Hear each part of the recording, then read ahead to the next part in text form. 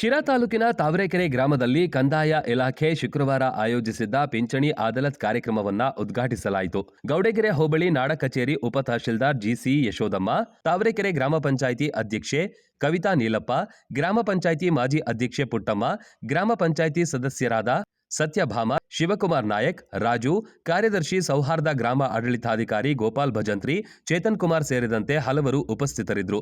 12 ಜನ ಫಲಾನುಭವಿಗಳಿಗೆ ಪಿಂಚಣಿ ಮಂಜೂರಾತಿ ಪತ್ರ ವಿತರಣೆ ಮಾಡಲಾಯಿತು. 42 ಜನ ಪಿಂಚಣಿ ಸೌಲಭ್ಯ ಕಲ್ಪಿಸುವಂತೆ ಅರ್ಜಿಯನ್ನ ಸಲ್ಲಿಸಿದ್ರು. ಜಿಲ್ಲಾಧಿಕಾರಿಗಳ ಆದೇಶದಂತೆ ಪ್ರತಿ ಹೋಬಳಿಗಳಲ್ಲೂ ಪಂಚಾಯಿತಿಗಳಲ್ಲೂ ಪಿಂಚಣಿ ಅದಾಲತ್ ಮಾಡಬೇಕಂತ ನಮಗೆ ಡಿಸಿ ಆಫೀಸ್ನ ಆರ್ಡರ್ ಬಂದಿದೆ. ಅದರಂತೆ ನಾವು ಈ ದಿನ ತಾವರೆಕೆರೆ ಗ್ರಾಮ ಪಂಚಾಯಿತಿನಲ್ಲಿ ಪಿಂಚಣಿ ಅದಾಲತ್ ಹಮ್ಮಿಕೊಂಡಿದ್ದೇವೆ. ಯಾರ್ಯಾರು ಅನರ್ಹ ಫಲಾನುಭವಿಗಳು ಇರ್ತಾವೋ ಅವ್ರಿಗೆಲ್ಲ ಅವ್ರವ್ರ ಮನೆ ಬಾಗಿಲಿಗೆ ಹೋಗಿ ನಾವು ಪೆನ್ಷನ್ ಸೌಲಭ್ಯವನ್ನು ಕೊಡಬೇಕನ್ನೋದು ನಮ್ಮ ಉದ್ದೇಶ ಆಗಿದ್ದು, ಈ ದಿನ ನಾವು ಈ ಪಂಚಾಯತಿನಲ್ಲಿ ಹಮ್ಮಿಕೊಂಡಿದ್ದೇವೆ ಪಿಂಚಣಿ ಅದಾಲತ್ನ. ಈಗ ಯಾರು ಅರ್ಜಿ ಕೊಡೋರು ಇದ್ದಾರೋ ಅವರು ಅರ್ಜಿ ಸಲ್ಲಿಸ್ಬೋದು. ಪಿಂಚಣಿ ಸೌಲಭ್ಯವನ್ನು 11 ಜನಕ್ಕೆ ಕೊಡ್ತಾ ಇದ್ದೀವಿ. ಈಗ ಬಂದು ಅವ್ರ ಆರ್ಡರ್ ಕಾಪಿನ ನಾವು ತೊಗೋಬೋದು. ಇಲ್ಲಿ ನೇರವಾಗಿ ಅಧಿಕಾರಿಗಳೇ ನಿಮ್ಮ ಊರಿಗೆ ಬರ್ತಿದ್ದಾರೆ, ನಿಮ್ಗೆ ಏನು ಕಷ್ಟ ಇದೆ ನೀವು ಅರ್ಜಿಗಳನ್ನ ಇಲ್ಲೇ ಕೊಡ್ಬೋದು. ನೀವು ಕೊಟ್ಟು ಅರ್ಜಿ ಕೊಟ್ಟಾಗ ನಿಮ್ಮ ಪಿಂಚಣಿಗೆ ಸಂಬಂಧಪಟ್ಟಂಗೆ ಏನಾದರೂ ನಿಮಗೆ ಗೊತ್ತಿರಲ್ಲ ಅನ್ನೋ ವಿಚಾರಗಳನ್ನ ಸಹಿತ ಅವರು ತಿಳಿಸ್ತಾರೆ.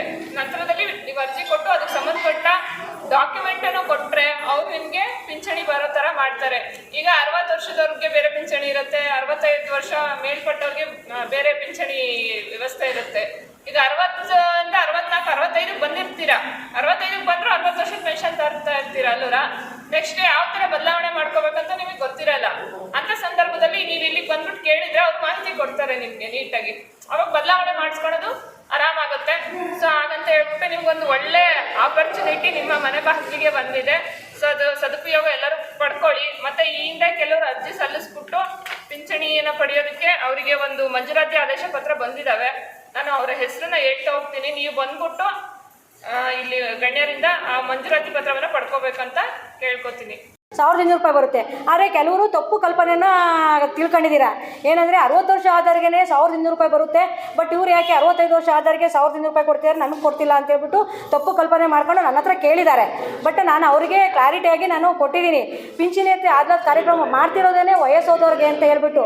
ಆಮೇಲೆ ಪೆನ್ಷನ್ ಸ್ಕೀಮಲ್ಲಿ ಅಡಿಯಲ್ಲಿ ವಿಧವಾ ವೇತನ, ಆಮೇಲೆ ಅಂಗವಿಕಲರಿಗೆ ಮಾಡಿಸ್ಬೇಕು ಅಂದರೆ ಅವರು UDID ಕಾರ್ಡ್ ಅಂತ ಮಾಡಿಸ್ತಾರೆ, ಪರ್ಸೆಂಟೇಜ್ ಕಾರ್ಡು. ಬಟ್ ಬಂದು ನೀವು ಏನೋ ದಾಖಲಾತಿ ಕೊಡ್ತಿದ್ದಂಗೆ ಮೇಡಮ್ ಮಾಡ್ಕೊಡಲ್ಲ. ಇಲ್ಲಿ ಪಿಂಚಣಿ ಪೆನ್ಷನ್ ಸ್ಕೀಮಿಗೆ ನೀವು ಯಾರು ಫಿಸಿಕಲಿ ಹ್ಯಾಂಡಿಕ್ಯಾಪ್ಟ್ ಇದ್ದವರು UDID ಕಾರ್ಡ್ ಅಂತ ಮಾಡಿಸ್ತಾರೆ. ಅದಕ್ಕೆ ಅಂತ ಪಂಚಾಯಿತಿಯಿಂದ ಒಬ್ಬರನ್ನ ಇಟ್ಟಿದ್ದಾರೆ.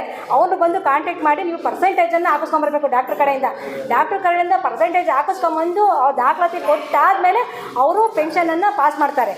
ಸರಿನಾ? ಆಮೇಲೆ ಇಲ್ಲ ಎಲ್ಲನೂ ಮೇಡಮರೇ ಮಾಡಿಕೊಡ್ತಾರಂತೆ, ನಮಗೇನು ಮಾಡಲ್ಲ, ಇವರು ಜನಪ್ರತಿನಿಧಿಗಳು ಸಹ ನಮಗೇನು ಮಾಹಿತಿ ಕೊಡಲ್ಲ ಅಂತ ನೀವು ಹೇಳ್ತಿರ್ತೀರ. ನಿಮಗೆ ಗೊತ್ತಿರಲ್ಲ, ಬರಬೇಕು. ಯಾಕೆಂದರೆ ನಮಗೇನು ಗೊತ್ತಿರುತ್ತೆ ನಿಮಗೆ ಬರ್ತಾಯಿತ್ತೋ ಬರ್ತಿಲ್ವೋ ಪೆನ್ಷನ್ ಸ್ಕೀಮ್ ಅಂತ ನಮಗೇನು ಗೊತ್ತಿರುತ್ತೆ? ನೀವು ಹೇಳ್ಕೊಂಡ್ರೆ ತಾನೇ ನಮಗೂ ಗೊತ್ತಾಗೋದು. ಬರ್ತಾ ಇಲ್ಲ ಅಂದಾಗ ನಾವು ಮಾಡಿಕೊಡೋಂಥ ಅಧಿಕಾರನ ಕಂಡುಬಿಟ್ಟು ಈ ಥರ ಬರ್ತಾ ಇಲ್ಲ, ಅವ್ರಿಗೆ ಪೆನ್ಷನ್ ಸ್ಕೀಮ್ ಮಾಡಿಕೊಡಿ ಅಂತ ಹೇಳ್ಬಿಟ್ಟು ಅವ್ರಿಗೆ ನಾವು ಒಂದು ಮನವಿ ಮಾಡ್ತೀವಿ. ದಯವಿಟ್ಟು ಕಂದಾಯ ಇಲಾಖೆಯಿಂದ ಪಿಂಚಣಿ ಅದಾಲತ್ ಕಾರ್ಯಕ್ರಮವನ್ನು ಆಯೋಜಿಸಿ ಮಾಡಿದ್ದಾರೆ. ಇದು ಒಂದು ಒಳ್ಳೆಯ ಕಾರ್ಯಕ್ರಮ. ಯಾಕಂದರೆ ವಯಸ್ಸಾದವ್ರಿಗೆ ಹೋಗಿ ಮಾಡಿಸೋದಕ್ಕೆ ತುಂಬ ಪರದಾಡ್ತಿರ್ತಾರೆ.